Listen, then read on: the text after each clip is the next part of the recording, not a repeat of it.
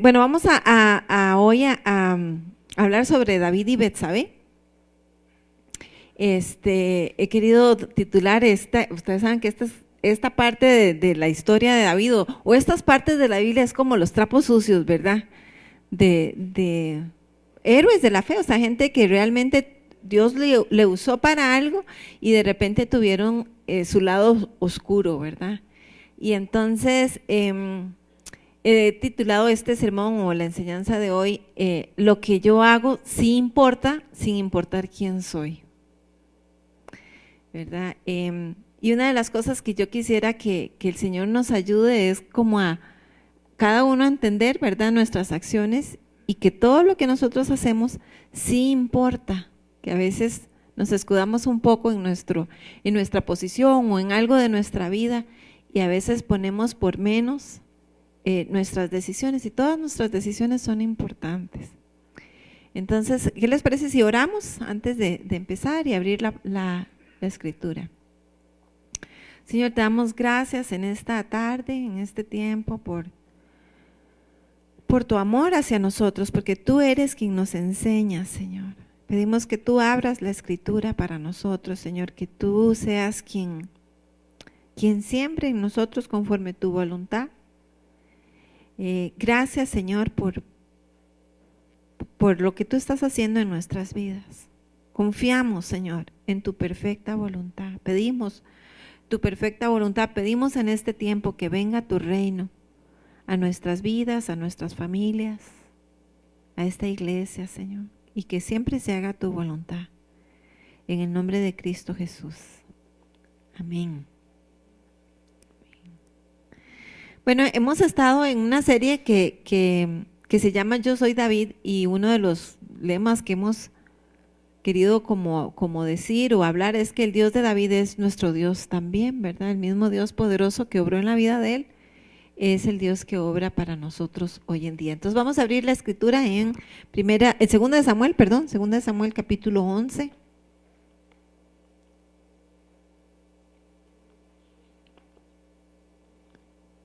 Segunda de Samuel.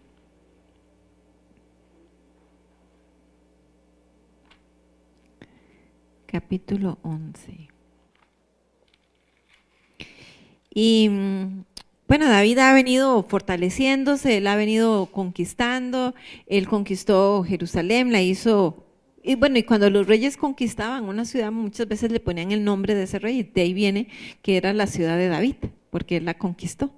Y le construyó su muralla, recordamos todo esto, ¿verdad? Y se trajo el arca para acá. Al principio le costó un poquito y ahí murió alguien, pero ¿verdad? Luego él retoma el deseo de traerse el arca. Ay, sí, hay Biblias atrás. Si alguien ocupa una Biblia, levanta la mano y Magali le va a dar una Biblia. Él se trae el arca, se va fortaleciendo en su reino. Hablamos de Mefiboset la semana pasada. ¿Se acuerdan, verdad? De repente él quiere hacer misericordia para con la casa de Jonatán. Y luego hay una guerra que ellos tienen que hacer contra los amonitas, ¿verdad? Y en el capítulo 10 básicamente se da esa guerra y ellos ganan, pero no llegan a conquistar la ciudad. Y aquí es donde empieza este capítulo 11 y dice que en el versículo 1, aconteció al año siguiente, en el tiempo que salen los reyes a la guerra, que David envió a Joab y con él a sus siervos y a todo Israel, y destruyeron a los amonitas y sitiaron a Rabá, que era la ciudad. Pero David se quedó en Jerusalén. Entonces, bueno, dice ahí cuando los reyes salían a la guerra, aunque obviamente de repente podía haber sorpresas de guerra, ¿verdad? Pero en general, en esos tiempos y en esas culturas, las guerras las hacían en primavera. Entonces era en primavera que salían por un asunto de clima y de provisión de alimentos. Entonces estaban muy organizados, ¿verdad? Entonces esta es una posibilidad de por qué ellos no terminan de conquistar la ciudad en el capítulo 10, sino que, ¿verdad?, posiblemente ganan, pero se dejan la conquista de la ciudad para cuando vendría la primavera. Uy, le pone la tranquita o algo. Ajá, muchas gracias. Bájele ahí Ah, bueno, sí, era de prensarla, muchas gracias.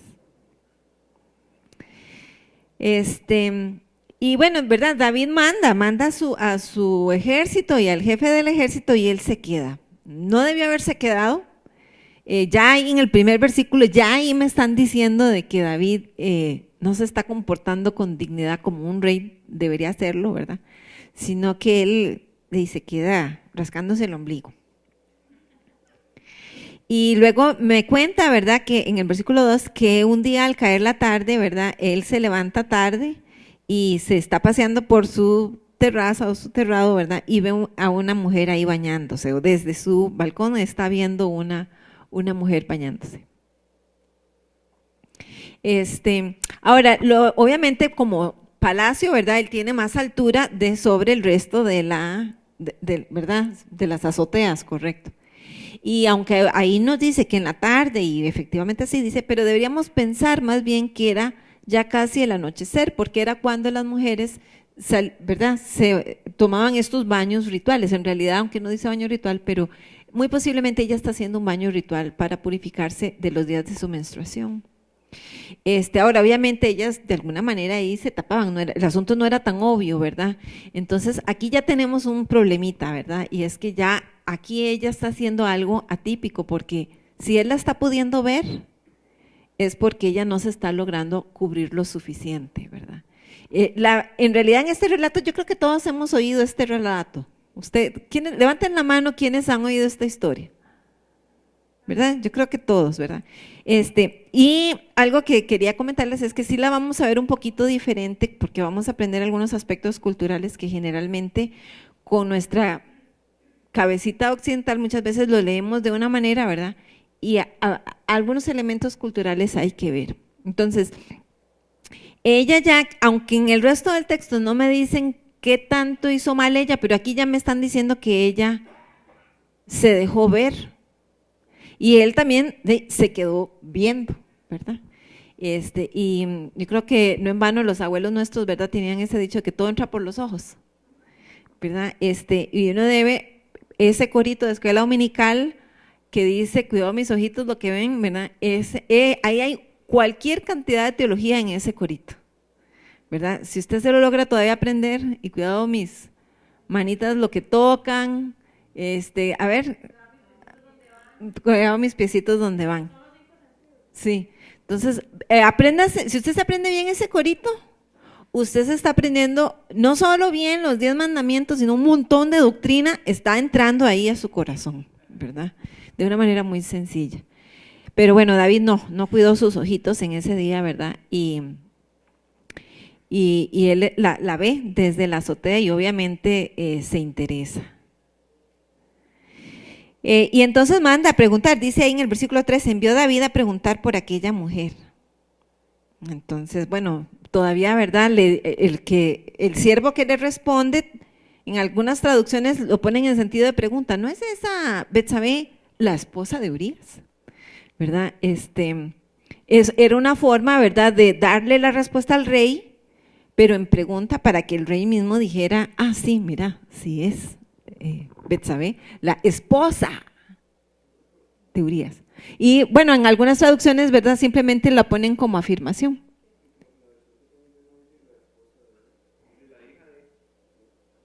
Sí dice, la hija de Eliam, mujer de Urías. Sí. Entonces, bueno, esta Eliam, ¿verdad?, el papá de Betsabé, ella en realidad era nieta de un consejero de David. Aitofel, ¿cuántos han oído de Aitofel? Porque hay otro relato más adelante donde hablamos de Aitofel. ¿Algunos han escuchado ese nombre? ¿No? Bueno, Aitofel era un consejero importante de David.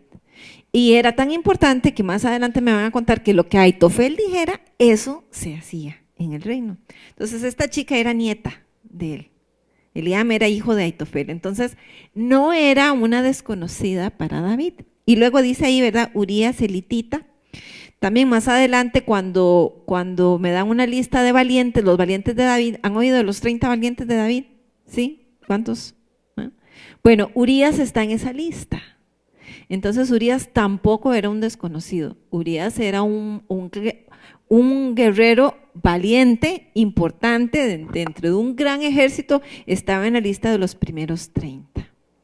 Y entonces David sí sabía quiénes eran ellos dos. Y aunque no me están diciendo ahí que David sabía que estaban casados, sabiendo quiénes eran, David sabía que ellos estaban casados. ¿Ven? Hasta el mejor mono, a veces pasan esas cosas, ¿verdad? Esos trapos sucios. Ahora, ¿se acuerdan que les dije que íbamos a aprender aspectos culturales? Bueno, un aspecto cultural que a veces nosotros no manejamos muy bien es el de la privacidad. Y asumimos que en estos tiempos ellos vivían con los mismos grados de privacidad que nosotros vivimos hoy en día, pero no, ellos eran culturas mucho más comunitarias y entonces la información era bastante más comunitaria que lo que nosotros vivimos. Entonces, en el momento en que dice que David preguntó que quién era ella y un siervo le dice, ya ahí eso era noticia de palacio. A veces asumimos de una vez que el siervo era muy prudente y que no le iba a decir a nadie que el rey ya había preguntado eso. Y además, ¿verdad? Vean en el 4 dice que David envió mensajeros, ni siquiera envió uno, sino plural, mensajeros. Entonces ya por enviar mensajeros, ya el palacio sabía que había enviado por Betsabé, o sea, eso no era un secreto. Es que a veces nos imaginamos que nadie supo, no, ya todo el palacio sabía. Y además la ven entrar, imagínense todo el reguero de esposas ahí hablando, ¿verdad? ¿Verdad? Ya eso era noticia. Y luego, ¿verdad? Ella se regresa a su casa, o sea, ¿cuántas noches estuvo ahí? No, tampoco sabemos, pero no pasó inadvertida ella en el palacio. Y luego dice que, bueno, ella queda embarazada, ¿verdad? Y entonces, en el 5 dice que ella concibió y envió a hacerlo saber a David. O sea, ni siquiera fue que vino y se lo dijo en la oreja, ¿verdad? Sino que envió además un mensajero a decirle, díganle al rey que estoy embarazada. Oye, no, o sea, los paparazzi era poca cosa, ¿verdad? Ya todo el pueblo sabía, ¿verdad? Y eso es algo que con a veces nuestra parte cultural, como que no nos imaginamos qué pasó, pero sí fue noticia pública. Entonces mandan a llamar a Urías, ahí seguimos con otras cosas atípicas, porque ellos tenían sistemas de mensajeros para la guerra, ¿verdad? Y eran los mensajeros los que estaban entrenados para ir y venir rápidamente y traer las noticias de cómo estaban en el campo de batalla. Entonces, el que mandaran a traer a un guerrero valiente importante, sentate y vamos a hablar y te pregunto cómo está todo allá, eso era atípico. No agarraban guerreros valientes e importantes de mensajeros. Entonces, también algo que tal vez aquí no dice, porque a veces el texto no lo dice, ¿verdad? Pero Urías posiblemente ya sabía para cuando llega donde el rey. Porque si a usted lo mandan a llamar a la dirección, de ahí usted más o menos sabrá por qué lo mandaron a llamar a la dirección, ¿cierto, Aarón? Aarón es el director aquí en el colegio. Y llamar a alguien de la nada, nunca se llama a nadie de la nada, ¿cierto? Entonces, él tuvo que haber sospechado y para cuando llega donde el rey, él tuvo que haber sabido que el rey había mandado a llamar a su esposa. Y hay una filminita por ahí que usted tiene que buscar que se llama algo así como Culturas de Honor. Exactamente. Entonces, las culturas, hay algo que se llama culturas de honor y vergüenza. Y entonces, eso lo que significa es que a veces el sentido de lo que es malo o bueno se determina por el sentido que la comunidad le da. Y nosotros entendemos eso, ¿verdad? Pero nosotros no lo vivimos igual, porque nosotros todavía tenemos mucho más sentido de que el bien y el mal tú lo manejas adentro. Tú sabes mejor qué está bien y mal. Entonces, no es que en estas culturas eso no existe, pero el sentido de que es por la vergüenza o el honor que nos vamos a regir es más fuerte, ¿verdad? Entonces, en estas culturas es más importante cómo te comportas, no por ti mismo. Deberíamos, ¿verdad? De que yo hago bien las cosas por mí mismo, no porque me vean. O por cómo mi comportamiento afecta a mi familia. Por ejemplo, en culturas orientales, ¿verdad? Cuando alguien hace algo malo, la familia sufre una gran vergüenza. ¿Han oído eso o lo han visto en películas? Y a veces uno dice, qué raro, ¿verdad? Pero para ellos eso es terrible. Como familia, el que alguien haga algo malo y avergüence a la familia es peor que la acción en sí misma, ¿verdad?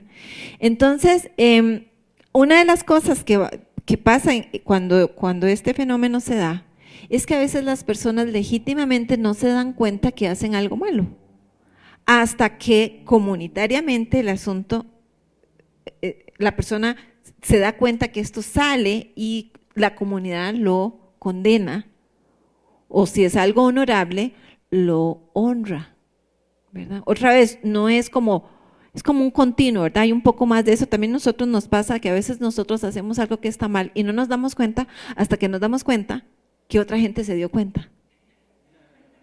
¿Sí les ha pasado? ¿Verdad? Pero nosotros vivimos más un poquito el sentido de que nos damos cuenta por nosotros mismos. O bueno, y por el redarguir del Espíritu Santo, ¿verdad? Que está con nosotros y Él está, ¿verdad? Advirtiéndonos continuamente. Digo todo esto porque realmente David, es hasta que Natán llega que David se da cuenta de lo que él había hecho. Pero como pecado, ¿verdad? Él sabe lo que hizo, pero de alguna manera él tiene el sombrero también puesto de rey. Y los reyes hacían lo que les daba la gana. Y en ese código de reyes, ¿verdad? Un rey, si le gustaba a una mujer, no le importaba quién fuera el esposo, ¿verdad? Él podía perfectamente, ¿verdad? Arreglar las cosas para que este hombre la divorciara y él poder tomar esta mujer. Y si no, entonces la enviudaba. Para que ya ella viuda, él la podía tomar hacia el harén. Ajá. Entonces, para cuando Urías llega, ¿verdad? Ya un Urías sabe. Y entonces dice ahí dice en el versículo 7, David le preguntó por Joab, por el pueblo, por la guerra.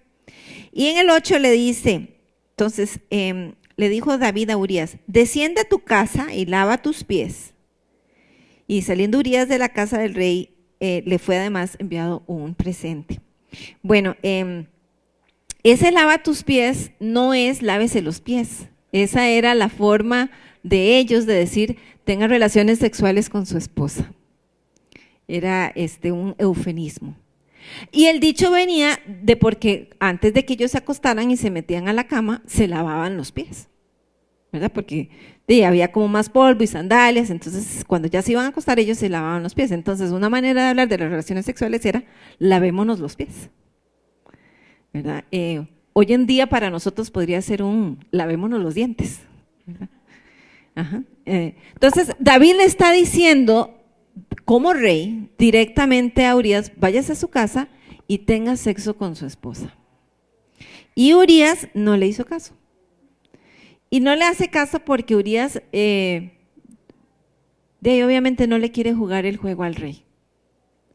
¿Verdad? Una posibilidad es que estaba muy ofendido y entonces no lo está honrando. Que eso era una gran... O sea, si hay algo que aquí Urías está haciendo culturalmente, es una gran ofensa al rey, porque no está tapando las faltas del rey. Y le está diciendo de frente, no voy a ser parte de este juego, y tú te metiste en esto y te quedas embarrado, y yo no voy a honrarte. Y por eso él se queda afuera, ¿verdad? Entonces, bueno, le mandan a decir a David, oye, no se fue a su casa, y no tuvo sexo con su esposa. Entonces David lo vuelve a llamar y le dice, y bueno, ¿y por qué no descendiste? Esto es todo un juego de honor y vergüenza. Y entonces, peor, ¿verdad? Urías añade más vergüenza al rey porque en su respuesta le dice, en el 11, el arca de Israel, o sea, Dios mismo, Dios está en la guerra, está en el campo, Israel está en el campo, Judá está en el campo, Joab, mi señor, está en el campo. Le está gritando y usted no está en el campo de batalla, ¿verdad? ¿Y cómo habría yo de venir a mi casa y comer y beber y dormir con mi mujer? Yo no voy a hacer semejante cosa. Entonces, David aquí, aunque usted no lo crea, él está siendo buen rey porque no lo está mandando a matar de una vez, sino que dice, bueno, quédate todavía un día más. Entonces dice, yo lo voy a emborrachar. Tal vez ya borrachito se le olvida. Y el asunto era que durmiera con su mujer porque entonces ya sí cubría la vergüenza del rey. Y todo el mundo quedaba honrado y ¿verdad? Todo era como tapar todo. Pero culturalmente, ¿verdad? Todo el mundo sabía de este embarazo.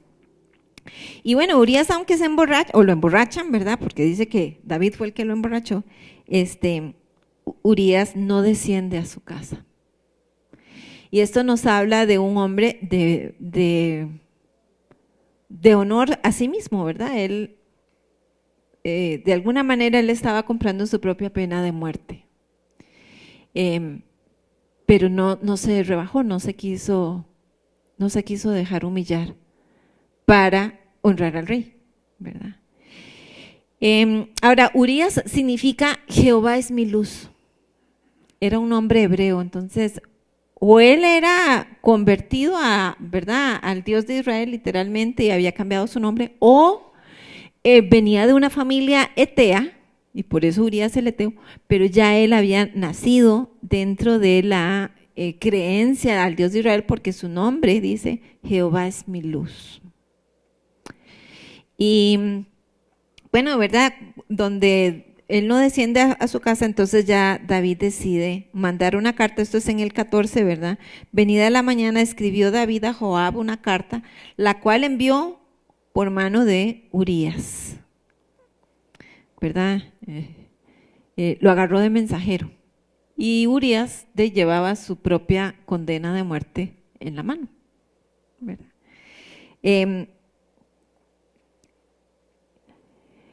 Yo creo que, ¿verdad? Solo hasta aquí, si uno deja hasta aquí la historia, ¿verdad? Una pregunta que podemos hacernos nosotros mismos es, si a veces por nuestra posición, nosotros justificamos las cosas no dignas que hacemos, ¿verdad? Porque obviamente hasta aquí David no está convencido de que él ha pecado, él sabe, ¿verdad? Sabe lo que hizo, pero él no lo califica de alguna manera de pecado y posiblemente es porque tiene en su cassette que él es el rey, ¿verdad? Y hasta aquí una pregunta que tú y yo nos podemos hacer a veces en la vida es si a veces nos engañamos con algo, ¿verdad? Porque soy el dueño, porque soy el jefe, porque soy el presidente, no sé, usted póngale ahí algún puesto o algo que a veces tal vez nos da autoridad para algo, pero moralmente estamos cruzando una línea de autoridad. Porque aunque hubo, ¿verdad? Si nosotros lo calificamos de pecado, ¿verdad? Podríamos decir, es más, les pregunto, ¿qué pecados lleva hasta aquí David? Así, con nombre. Adulterio. Ajá. Mentira. Traición. Engaño. Codicia. ¿Verdad? Y bueno, homicidio es el que le sigue, ¿verdad? Y pensando en el asunto de la codicia, ¿verdad? También esto es para nosotros pensar un poquito, porque él tenía muchas esposas. O sea, la codicia no depende de lo que tenemos. Podemos tener mucho y de repente tener codicia y no ver lo que sí tenemos. ¿verdad? Y desear lo que el otro tiene sin ver todo lo que sí tenemos. Y a veces esa falta de entendimiento nos hace cruzar una línea y a mí aunque estos pecados tienen su nombre, ¿verdad? Pero yo creo que una forma de resumirlos es con el término de abuso de poder. Hubo un abuso ahí de poder. Y es curioso que, ¿verdad? Aunque Betsabé hizo algo malo, ¿verdad? Pero no nos dice nada contra ella. O sea, posiblemente el Señor viendo los corazones, porque el Señor ve los corazones, ¿verdad? Nosotros las acciones. Entonces, posiblemente poniendo en la balanza las cosas, el Señor, ¿verdad? Al quien llama a cuentas es a David. ¿Sí, Andrea? Correcto, no, una vez que él la mandó a llamar, tenía que ir. Igual la hubieran tal vez, bueno, además moralmente en un asunto de honor y vergüenza no debía negarse. Supongo que el Antiguo Testamento sí le daba a ella la potestad de gritar o de decir que no. Porque ahí está, cuando en Levítico o Números, por ahí están las leyes de eso, ¿verdad? Y hay leyes para cuando hay una violación, en realidad si la muchacha no gritaba, a ella se le castigaba. Entonces las familias sabían que tenían que enseñarle a sus hijas a gritar. Sí, no, y esto va aquí, ¿verdad? Ya que lo sacas, estamos en un mundo donde lamentablemente hay maldad y hay que enseñarle a los hijos a que nadie los toque y a gritar. Hay que enseñarles a defenderse y que usted pone un límite y denunciar cuando alguien les hace algo malo. Eso es importante. ¿Quién era? Magali, tú no, me pareció. Ok, entonces, bueno, Urías se regresa, ¿verdad?, al campo de batalla y él efectivamente muere, ¿verdad? Está el plan ahí de que, ¿verdad?, ustedes lo arriman a la pared y en lo mejor de la batalla se hacen para atrás y lo dejan solito y efectivamente él muere.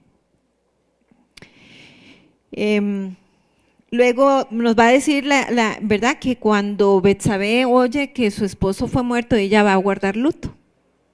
Y David no nos dice que David guardó luto, ¿verdad? Y culturalmente ellos debían guardar 7 días de luto. Ahora, el capítulo cierra, ahí en el versículo 27, el capítulo cierra diciendo: mas esto que David había hecho fue desagradable ante los ojos de Jehová. ¿Verdad? Y ahí es donde me introduce en el capítulo 12, ¿verdad?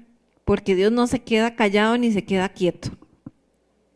Ahora, hemos visto en el capítulo anterior, ¿verdad?, que mensajeros fueron y vinieron, ¿verdad? Mensajeros fueron a traer a Betsabé, un mensajero fue a decirle a Joab: vaya, envíame a Urías. Urías fue de mensajero con su propio, ¿verdad?, sentencia, y luego un mensajero fue enviado para decirle a David: ya Urías murió. Entonces aquí viene Dios y envía su mensajero, ¿verdad? Sí, envía al profeta Natán. Sí, Dios, ¿verdad? Envió su mensajero. Y Natán viene con una parábola, ¿verdad? Y es con una parábola que él captura el entendimiento del rey. Y entonces en la parábola él le dice: bueno, había un hombre rico y un hombre pobre, ¿verdad? El hombre rico tenía mucho ganado, muchas vacas, muchas ovejas, y el hombre pobre solo tenía una ovejita que comía de su mismo platito, ¿verdad?, y dormía con él, y dice que dormía sobre el pecho de él, ¿verdad? O sea, súper conmovedora la parábola. Y que, ¿verdad?, creció con los hijos de él y con él.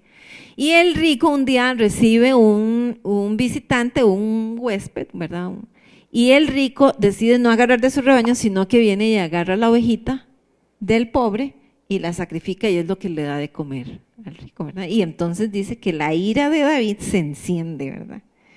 Entonces, él sí tenía allá adentro sentido de justicia, no para sí mismo, pero para aplicarlo al otro sí, ¿verdad?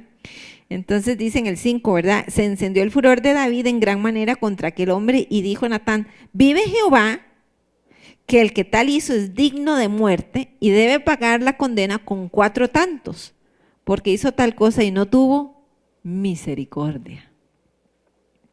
Ahora, efectivamente la ley decía que si se robaban una vaca, creo que debían devolver 5 vacas, pero si era una oveja, debían devolver 4 ovejas. Entonces, él se sabe bien la ley.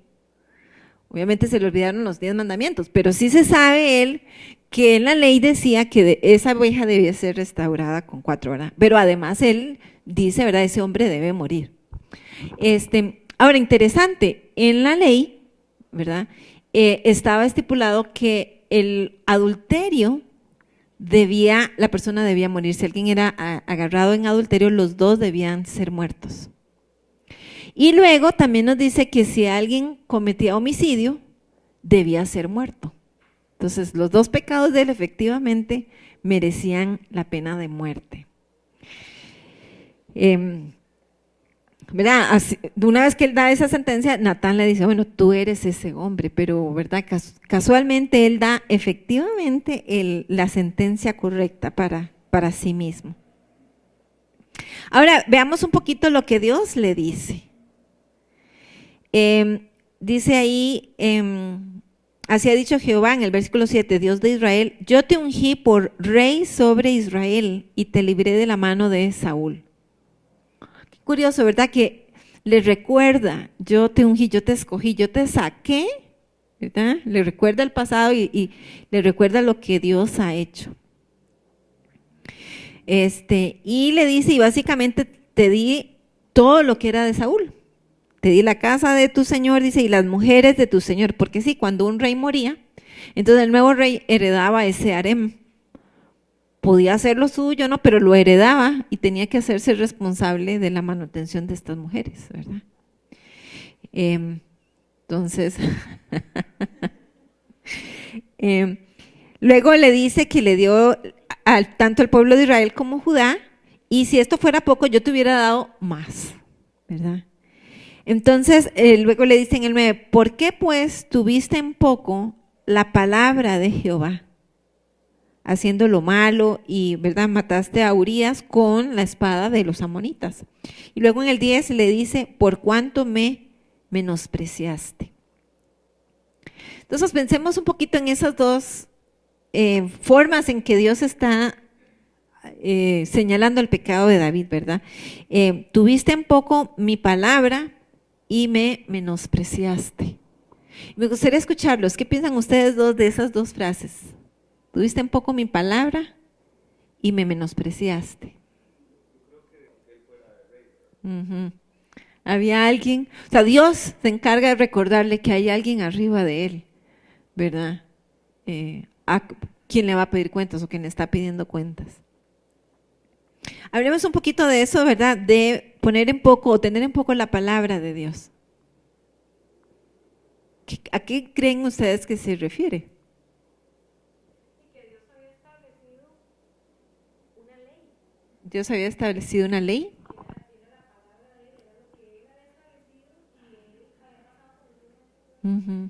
Okay. Entonces, pues, Dios había establecido una ley y David pasó por encima de esos mandamientos, ¿verdad? Posiblemente David en algo se escudó internamente, quién sabe, ¿verdad? Y dijo, bueno, eso aplica para los demás, ¿verdad?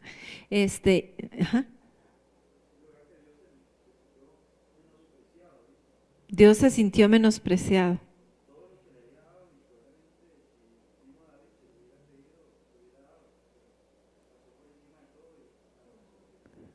Te di todo esto y no me apreciaste a mí, ¿verdad? Y bueno, igual para nosotros, ¿verdad? O sea, que podamos tener presente lo que el Señor nos ha dado y ha hecho por nosotros constantemente y su palabra, valorarla. Uno en lo que es enseñar la escritura, ¿verdad? Se da cuenta que a veces todavía hay ese sentimiento así a veces como, bueno, la Biblia sí, ¿verdad? Y no hay un aprecio sobre lo que Dios nos ha dado aquí. Sí, de hecho, regáleme, hay una filminita ahí, que es David entrando con el arca a la ciudad, ¿verdad? Bueno, yo te ungí, ¿verdad? Recordándole, pero hay una más adelantito, O sea, él era un hombre que él había experimentado, como decía Magali, un nivel de intimidad con el Señor y se le olvidó, aquí se le olvidó su arpa, se le olvidó, ¿verdad? El tipo de comunión, sí, su danza, ¿verdad? El tipo de intimidad con Dios que él llegó a experimentar, ¿verdad? De alguna manera lo fue perdiendo valor. Una vivencia fuerte que él tuvo con Dios, por las razones que fueran, ¿verdad? Fue perdiendo sentido. Ajá.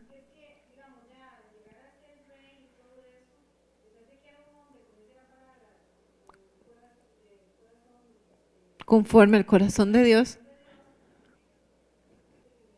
Sí, sí. Déjame repetir eso para, ¿verdad? Para que quede. Muchas veces nosotros repetimos para que quede en la grabación, pero, ¿verdad? Obviamente él, si hubiera tenido el mismo tipo de comunión con Dios, ¿verdad? Esto posiblemente no hubiera pasado, porque estás en comunión con Dios. Ujú.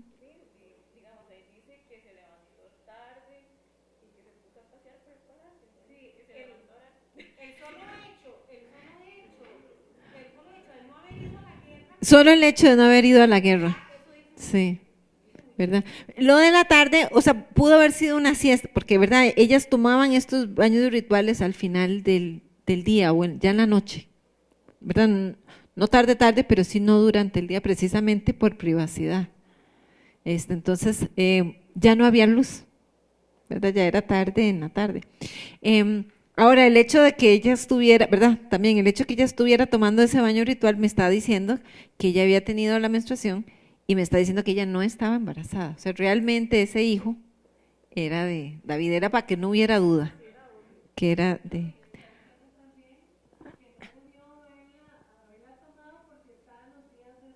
Además, también, correcto. Estaba prohibido en la ley. Ella todavía estaba en sus días de purificación. Otro más para la lista.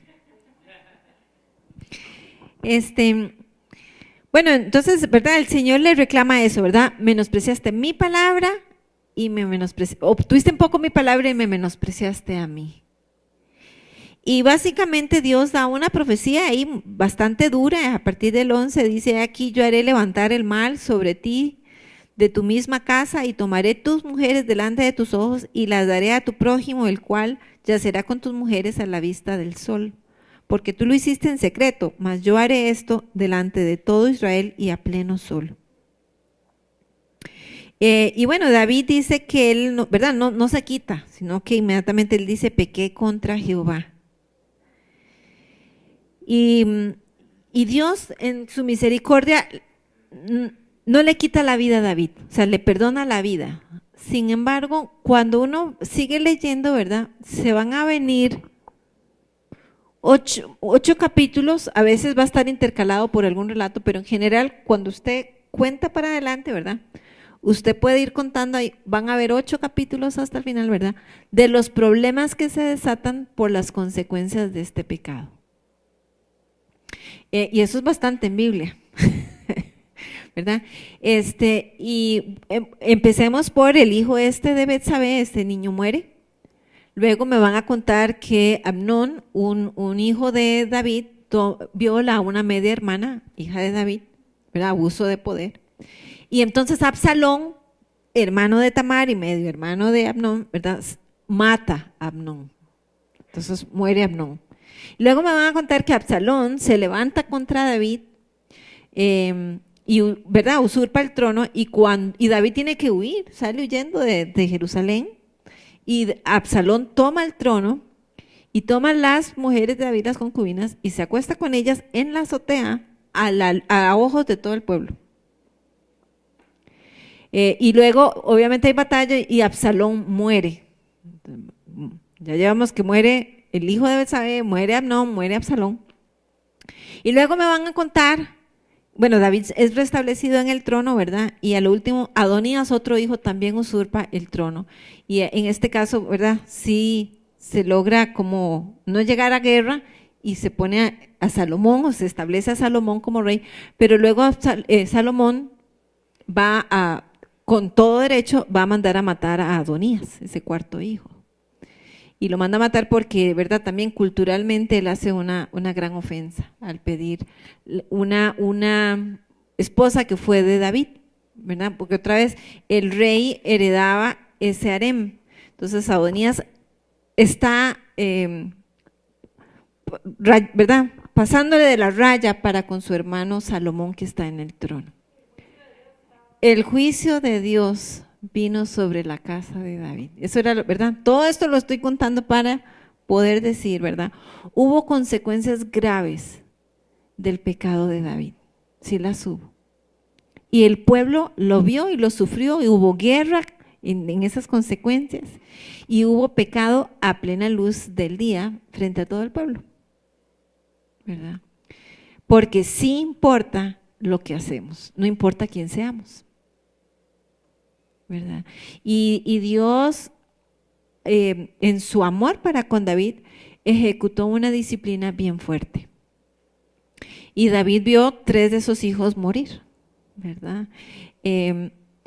Y yo creo firmemente que la disciplina de Dios es con amor, ¿verdad? A veces Dios en su amor por nosotros va a alivianar ese castigo y también está esta escritura que dice, ¿verdad?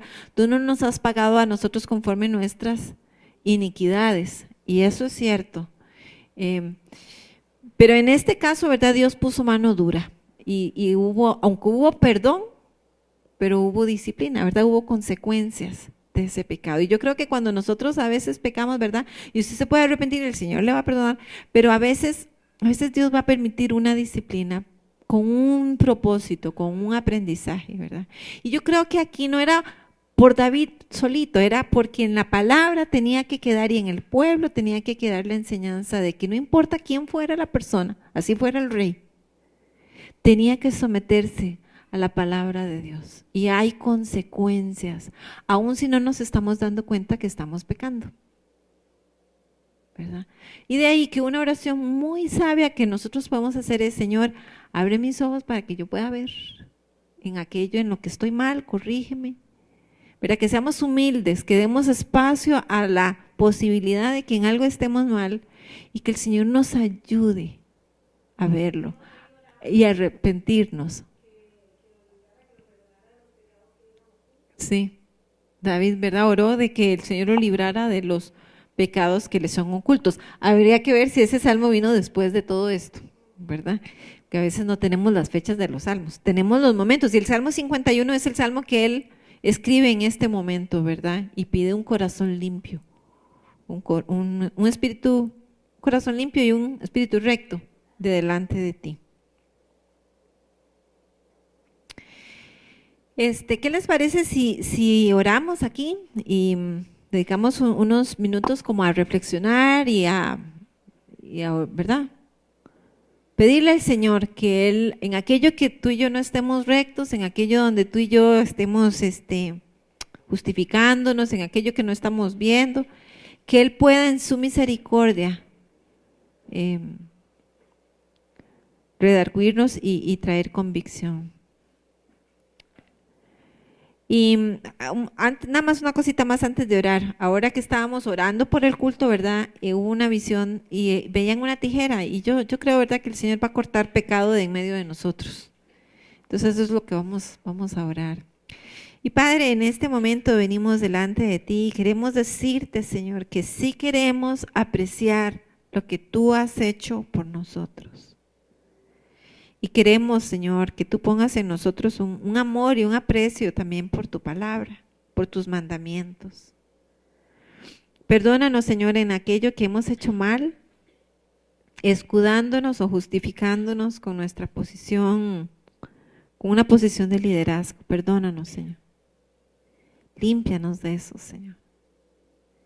Reconocemos también, Señor, que hay pecado en nuestra vida que a veces no vemos y te pedimos en esta noche, Señor, que tú suavices nuestro corazón,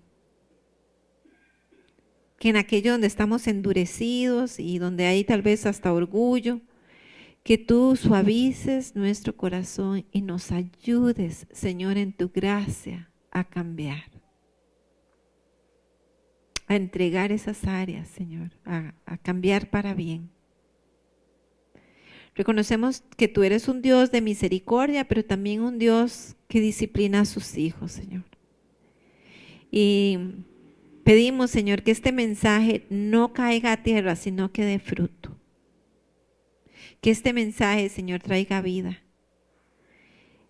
Que el día de mañana, Señor, tú no llames a cuentas a nadie, Señor, sino que de veras tú obres en nosotros para bien tu voluntad, Señor. Y tú pongas en nosotros respeto por tus mandamientos, Señor, y amor en obedecerte, en serte fieles, Señor. En honrarte a ti. Tú eres digno de que nuestra vida te honre a ti. Bendice nuestros hogares, Señor. Bendice nuestros hijos. Cuida de nuestros hijos, Señor.